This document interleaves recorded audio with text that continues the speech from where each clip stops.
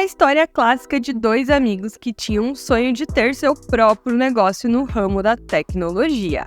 Alexis Ohanian e Steve Huffman estavam na faculdade quando resolveram montar um negócio que, segundo eles, seria milionário. E adivinha, faliu em pouco tempo. Somente quando eles estavam no fundo do poço foi que criaram a rede social Reddit, e esta é a história que vou lhe contar hoje. A Reddit tem em sua jornada vários escândalos, mentiras e até cofundador perdendo a vida. Além disso, a sua história conta com inúmeras controvérsias e manchas, inclusive com os próprios usuários da plataforma que se voltaram contra ela. Já vai deixando o like, se inscreva aqui no canal e não esqueça de ativar o sininho para receber as notificações. Alexis Ohanian, a primeira estrela da nossa história, sofreu bullying na infância por conta do seu peso e nome. Muitos diziam que era nome de menina. Encontrou na programação um refúgio em sua adolescência, criou vários sites sem fins lucrativos. Isto o levou a se matricular na Universidade da Virgínia em 2001 no curso de Ciências da Computação. Foi aí que ele conheceu o Steve Huffman, outro autodidata que amava computação e videogames. E não deu em outra, a amizade e as tardes jogando em frente ao PlayStation começaram. Após ter iniciado o curso voltado para a programação, Alexis viu que essa profissão não era para ele, pois seus colegas demonstravam muito mais afinidade e habilidade do que ele jamais tinha tido. Foi então que ele resolveu trocar de curso e ir para o ramo do direito. Sabe quando você tem certeza de que está tomando a decisão certa e depois de um tempo volta atrás? Pois então, depois de passar meses estudando para o vestibular de direito, Alexis se sentia pronto para a prova, mas não se sentia pronto para a vida de advogado. Ele começou a imaginar o seu dia a dia, mesa cheia de processos para ler, leis chatas e lidar com a burocracia que ele realmente não gostava. Então, no meio da prova, não deu em outra. Ele levantou da cadeira e desistiu de tudo. E você aí achando, que só você lida com a indecisão, não é mesmo? Após sair da prova, sentado em um café, Alexis começou a utilizar a lei da atração e imaginar, anotar o que ele gostaria para sua vida. E com certeza, trabalhar como funcionário não fazia parte dos seus sonhos. Ele sonhava em administrar uma grande empresa, ser o chefe, o dono, sabe? Mas empresa de quê e com que dinheiro? Nesse momento só tinha perguntas e nenhuma resposta. E antes de te contar a primeira ideia genial que ele juntamente com seu amigo tiveram e que não é a Reddit, já quero recomendar que você faça a mesma coisa que o Alexis. Use agora a lei da atração para dar um comando ao universo. Quem é inscrito aqui sabe que nós utilizamos para alcançar os nossos sonhos, seja ele qual for, ter prosperidade, abundância e, é claro, dinheiro no bolso. Para dar este comando, basta pausar o vídeo aí agora e escrever aí nos comentários a frase oficial aqui do canal, que é: eu vou vencer, e o ano que você está assistindo esse vídeo. Como, por exemplo, eu vou vencer em 2024. Todo inscrito que fez isso conseguiu alcançar o seu sonho muito mais rápido e é rapidinho, então pause aí e comente. Sem rumo, Alexis foi contar o que sonhava para o seu amigo Steve. E para surpresa dele, Steve tinha uma ideia fresquinha em sua mente, pronta para ser colocada em prática. Isso tudo que vou lhe contar agora ocorreu em meados de 2000 a 2005. E antes de te contar a ideia inovadora que eles tiveram, quero te contextualizar a que ponto tecnologicamente nós estávamos nessa época. Por volta dos anos 2000, a tecnologia era praticamente pré-histórica, se me permite usar esse termo. Internet de escada, celular Wi-Fi com conexão apenas por Bluetooth, para baixar as suas músicas, era o que rolava nessa época. O computador era artigo de luxo naquela época. Empresas operavam sem computador à base do papel e caneta. E depois desse momento nostálgico, a grande ideia que Steve teve era genial, mas do meu ponto de vista, fora de época. Ele queria montar o que hoje entendemos como app para delivery, um sistema onde os donos de restaurantes podem cadastrar os seus cardápios e receber pedidos dos clientes, e posteriormente, efetuar a entrega, muito comum nos dias de hoje. Quem viveu nessa época vai concordar comigo que esta ideia não daria certo, pois a internet começava a dar os primeiros passos. Steve e Alexis perderam muito tempo tentando apoio financeiro e empréstimo. E nessa empreitada, adquiriram experiências e, é claro, bons contatos. Após apresentar essa ideia para uma bancada, tiveram a notícia que nenhum empreendedor quer ter. Sonoro não. Mas as portas não se fecharam. Os investidores gostaram dos amigos e pediram a eles que apresentassem uma nova ideia mais viável para aquela época. Deixando a primeira ideia de lado, eles começaram a observar o que já dava certo na época, como por exemplo sites que agregavam vários artigos de diferentes áreas para leitura, como por exemplo o Slashdot, onde os usuários podiam enviar artigos de notícias sobre tópicos como ciência e tecnologia, e os moderadores avaliavam o envio. Tais moderadores eram usuários selecionados, não podia ser qualquer pessoa. Então Alexis e Steve pensaram, por que não fazer melhor? Eles sentiram uma oportunidade de construir algo diferente, algo melhor. E se houvesse um site onde todos pudessem postar publicamente qualquer conteúdo que quisessem de diferentes áreas e todos tivessem o poder de moderar o conteúdo usando um sistema de votação simples? Vote positivamente se gostou ou vote negativamente se odiou. O resultado seria um site onde qualquer pessoa pudesse ver o melhor conteúdo da internet conforme determinado pelas pessoas que acessavam a internet, baseado no que elas gostavam de ler. Eles pensaram em vários nomes para este site, dentre eles UbuSN e 360 Scoop. Mas no final das contas ficaram com o nome Reddit que você conhece. Com a nova ideia estruturada, nome escolhido e $12 mil de financiamento que eles finalmente tinham conseguido aprovação, foram morar no estado de Massachusetts. E se você acha que as dificuldades e perrengues acabaram por aí, está muito enganado. Essa é a parte mais tranquila da história. Daqui pra frente o negócio vai ficar pesado. Então, antes de continuar, quero te fazer uma perguntinha. Você gostaria de trabalhar no home office, no conforto do seu lar, ganhando dinheiro todos os dias na internet, como eu faço? Se a resposta for sim, já adianto que não existe dinheiro fácil, ou trabalhe só 2 horas por dia. O conforto de trabalhar de pijama, ao lado do cachorro, sem pegar trânsito, ele existe, mas não vem fácil. É necessário muito estudo e horas de dedicação. Tem dias que eu chego a trabalhar cerca de 12 horas ou até mais. Mas a recompensa também existe. Hoje eu pago os meus boletos, tranquilamente, programo as minhas férias. E caso, você tenha interesse em fazer o mesmo, recomendo para você a capacitação YouTube Infinity do professor Dimas. Nesse curso você vai aprender como criar um canal do YouTube do zero, escolhendo um nicho super lucrativo. E como ter mais de 1 milhão de visualizações todo mês para monetizar o seu canal e alcançar a independência financeira como eu fiz. O link vai estar no campo de comentários aqui abaixo do vídeo.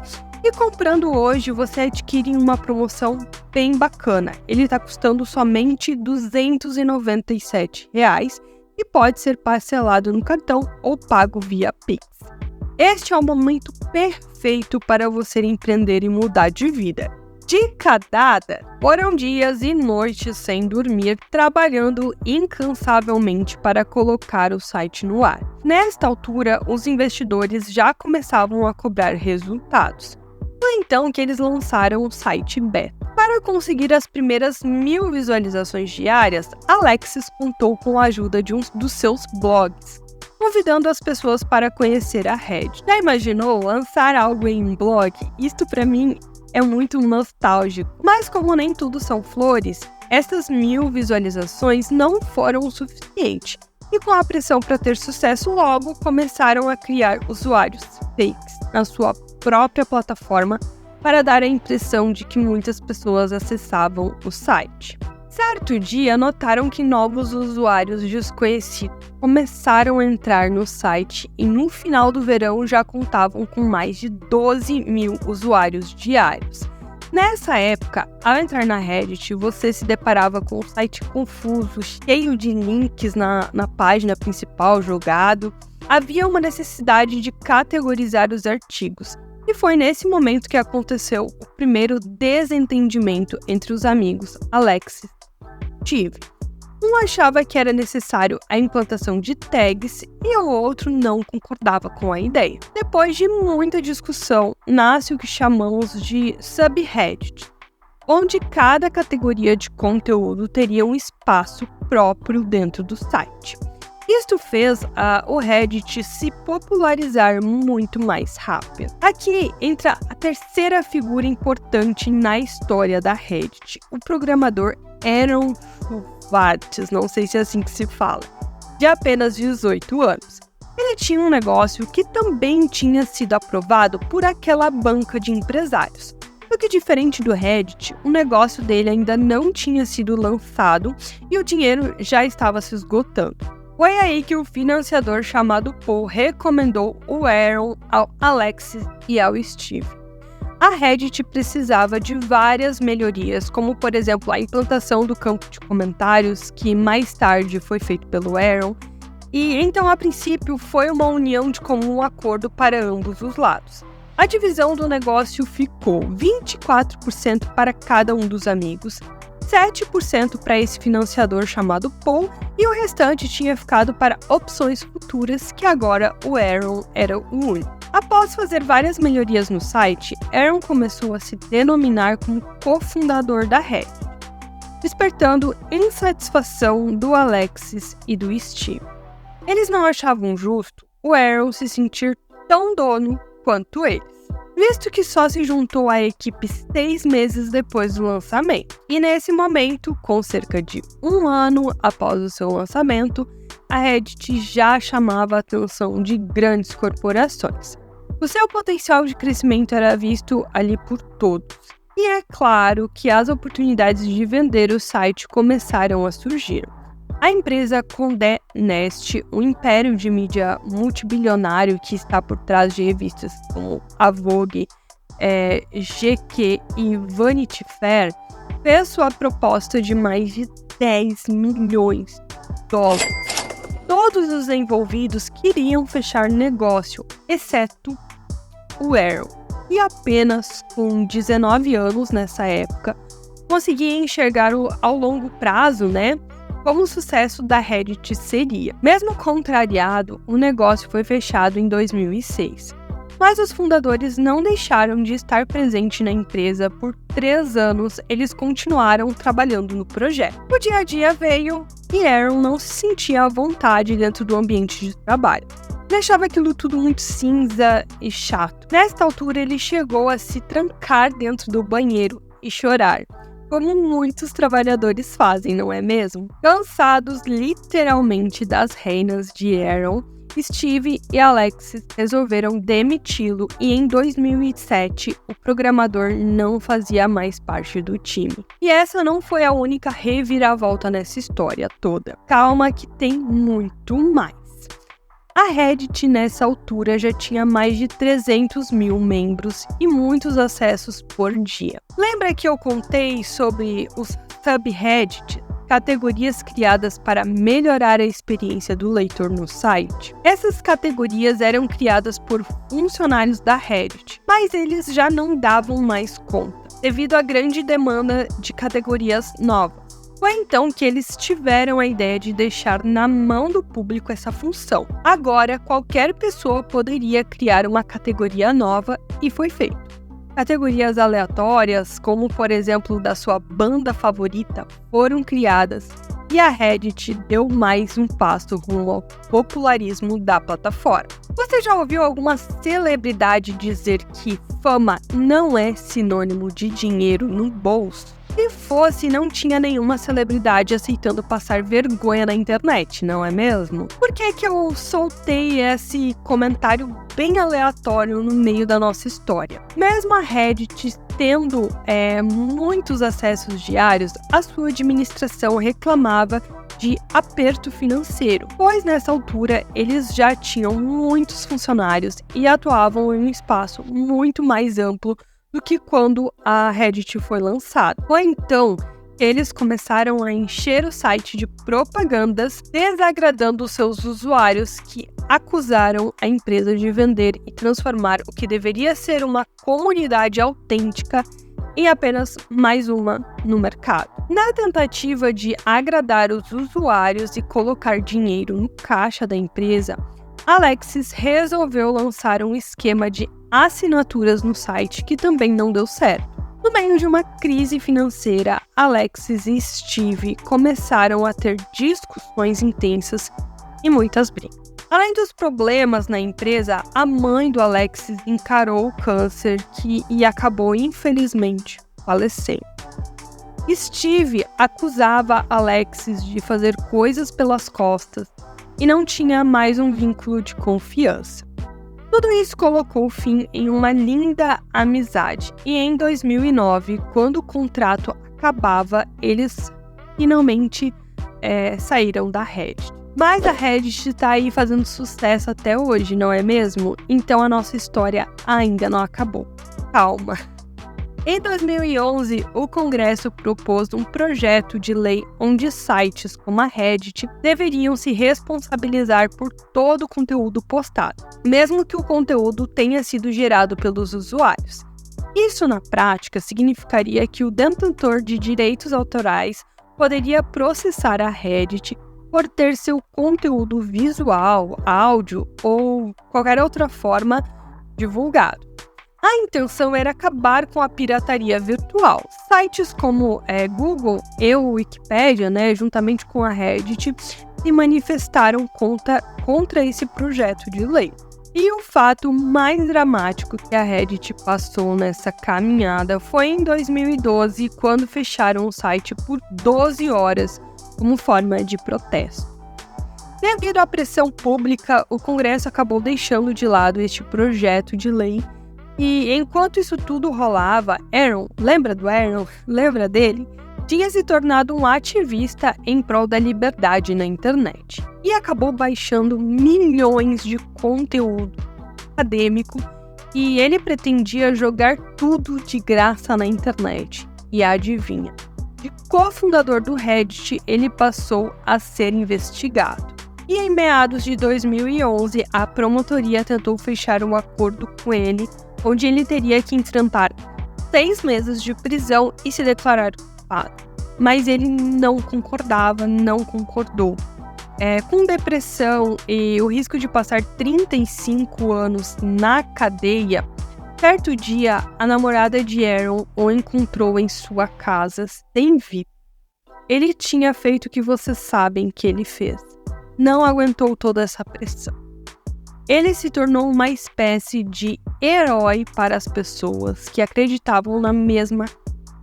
Teve várias homenagens, mas acabou sendo excluído da página de cofundadores do site. A liberdade de postagem de conteúdo dentro do site Reddit trouxe vários problemas aos administradores da plataforma. Foram necessários a criação de regras rigorosas como o anti-assédio e o anti-bullying. Imaginem que em um site desse, pessoas de todas as índoles tinham a liberdade de postar o que quisessem e criar as suas próprias subreddits. Várias polêmicas envolvendo assédio virtual e a demissão de uma funcionária muito querida do Reddit chamada Victoria Taylor fez com que centenas de usuários fechassem as suas comunidades no Reddit e criassem uma petição para tirar do cargo de CEO a Ellen, que atuava na liderança na época. Com a Reddit em pleno colapso e correndo o risco de fechar, Steve não suportava isso e resolveu voltar para o site em 2015 como CEO.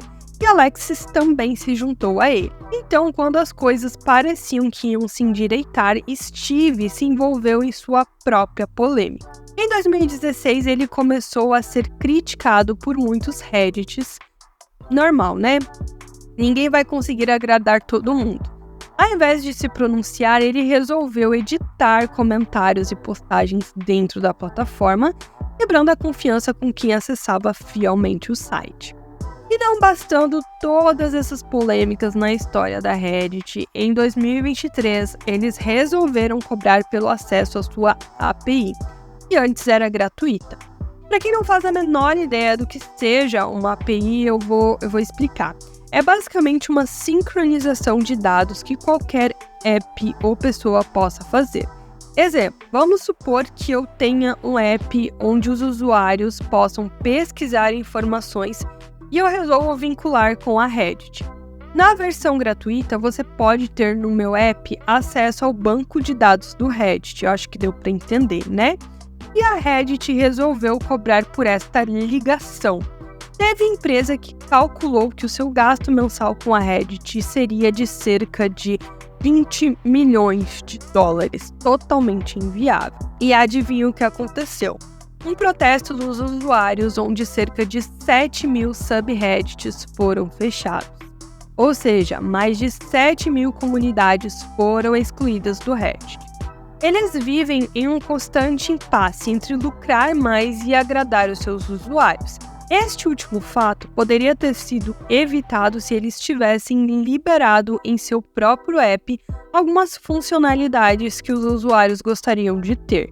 Dessa forma, as pessoas não precisariam acessar apps de terceiros com essa ligação via API.